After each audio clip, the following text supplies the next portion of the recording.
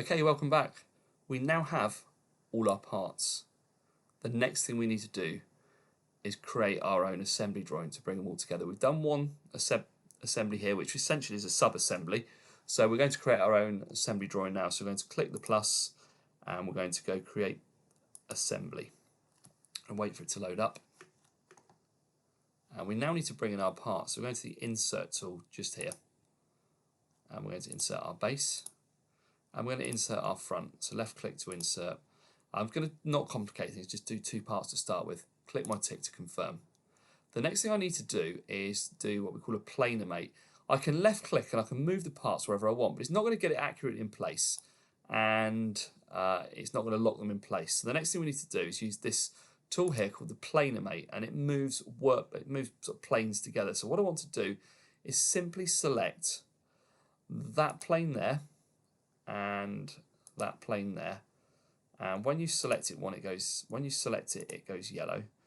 So click the tick to solve it, and you'll notice that what's happened is those two parts are locked together on that plane. It will not move. So hopefully you might think, well, hang on a minute, if it's locked to that one, we only need to do two more moves to get it fully locked into place. We don't need to try and worry about getting the finger joint slotting because we know that it all joins at right angles anyway. So one more planar mate goes from,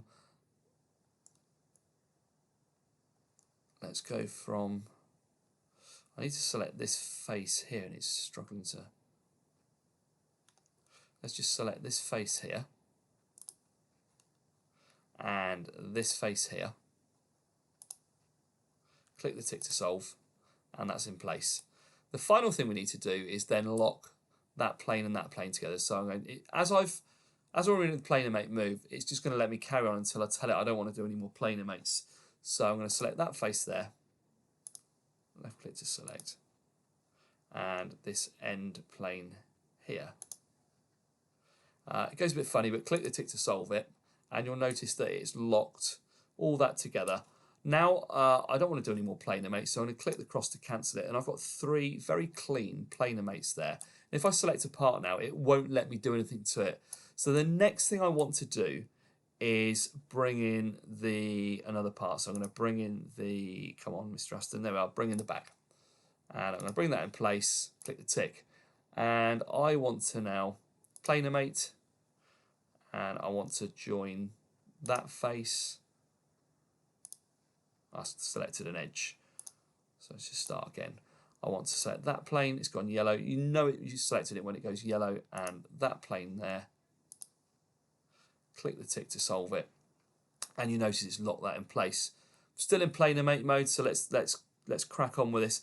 I want to stick that face onto the bottom of the housing joint, so I'm going to select, just going to select that plane there. It's gone yellow, and select the bottom of the housing. That's gone good.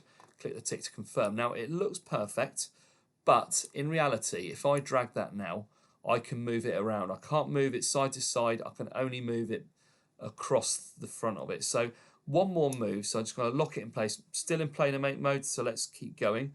I'm going to select this face there. It's gone yellow. And I'm going to lock it to that face there. Then click the tick to solve.